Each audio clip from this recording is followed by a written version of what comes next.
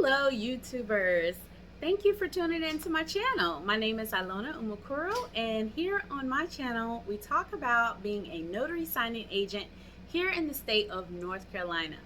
So even if you're not in North Carolina, today's video may appeal to you. The topic today is not necessarily North Carolina specific, but I want to talk about the new 1003 application form.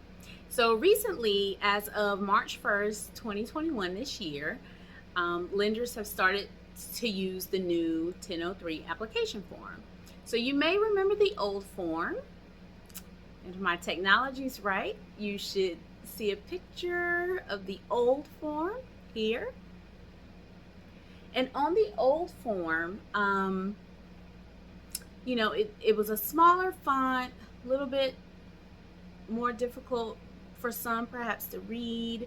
So the new form that they've created, I'm gonna pop up a picture of the new form. The font size is a little bigger. It's been increased. It's a little bit easier to read and understand. It has some new sections, and it gives a bit more of a description of what each section is. And also it has a more similar appearance to other mortgage documents, such as the closing disclosure. It looks very similar to what the closing disclosure would look like in a loan package. And it has more of a one borrower form design. So you won't see the double columns. Like in the old form, you would see those double columns. For if there was more than one borrower. So the new form, it's a bit more simplified. One thing in particular I want to point out, so on this new form, in section 1, under the borrower information, there's a place for the borrower to put their initials. And that's different from the old form, didn't have that field for initials to be filled in under the borrower information. So that's something to pay attention to, and I highlighted it here so that it would catch your eye. So if you get one of these packages with the new form, that'll stand out to you, and you'll see that in there. Because it can be difficult to spot right away if you haven't had one before. And then it's broken down into 9 different sections.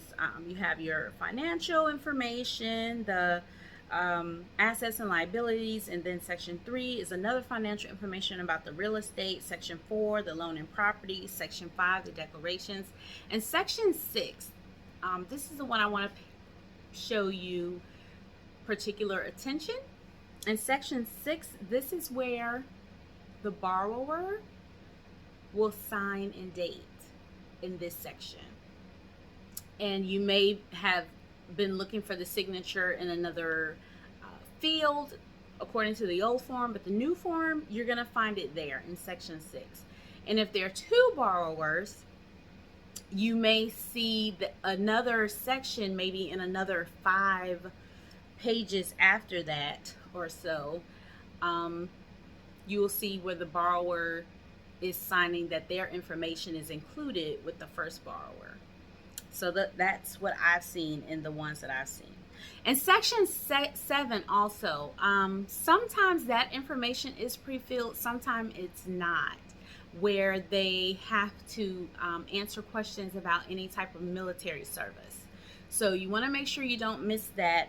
Just in case it's not filled in, get them to elect whatever it is that they need to elect there. So that's pretty much it on the form. Hopefully I've pointed out a few things for you to look out for if you haven't seen the new form yet.